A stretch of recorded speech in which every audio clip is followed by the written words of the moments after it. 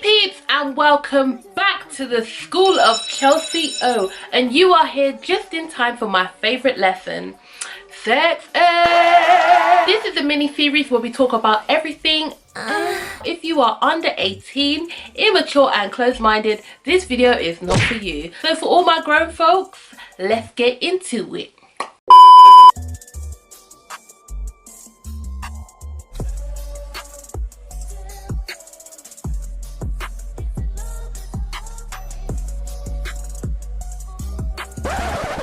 Today's episode, guys, we are going to be talking about having sex for the very first time. We are talking about the oh so obsessive world of virginities, guys.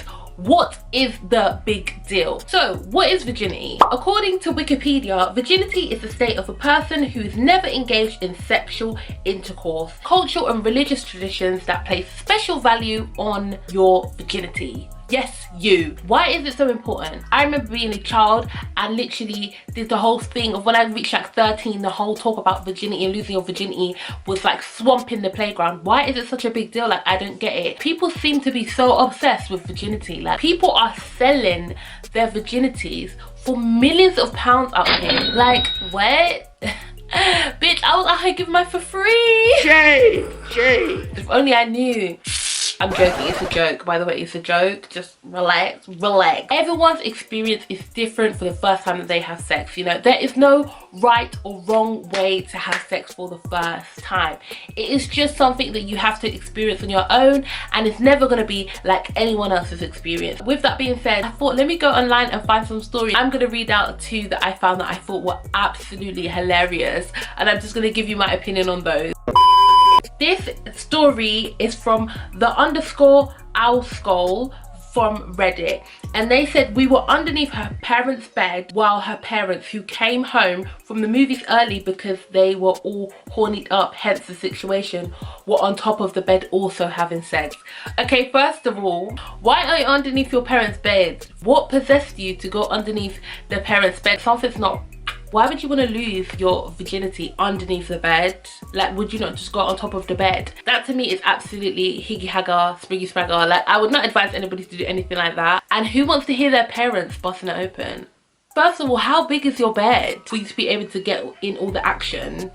No, that doesn't make no sense. Anyway, this one's by More Lisa Power, and this is via Reddit. And she said, we were having a tough time breaking my hymen. For those of you who don't know, the hymen is like a piece of skin that is inside the vajayjay. When you have sex for the first time, the penetration actually breaks the hymen and it causes the skin to like break, and this is what causes the bleeding that everyone knows is like the bleeding that you have when you lose your virginity, okay? And I can only imagine how painful that was, because the first time is painful. Poor Lisa. Neither of us have heard of lube, so we use a vino lotion.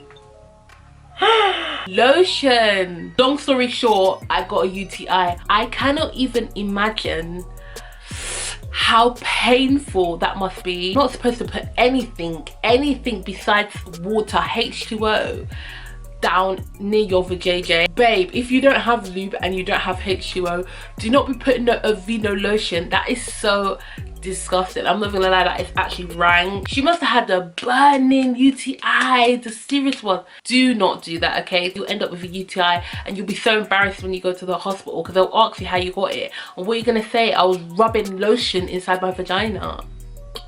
No, babe, that is not cute. Don't do that. Don't do that. My personal experience was an absolutely lovely experience. Like, I had been dating a guy who I'd known for a while. He was my boyfriend. I absolutely loved him. You know, the way how we set up everything, it was like a proper romantic engagement. Even though like times have changed, virginity is not as important as it was back in the day, it still is important because it's you almost becoming a woman, you know, or a man. I don't think it's something that you should throw away easily. Whatever happens, it's your life, it's your experience, and it's your story. I had the roses, I had the food, I had the movie night. I didn't sell it for millions of dollars, baby, but it was worth it. It was $1 million moment, okay?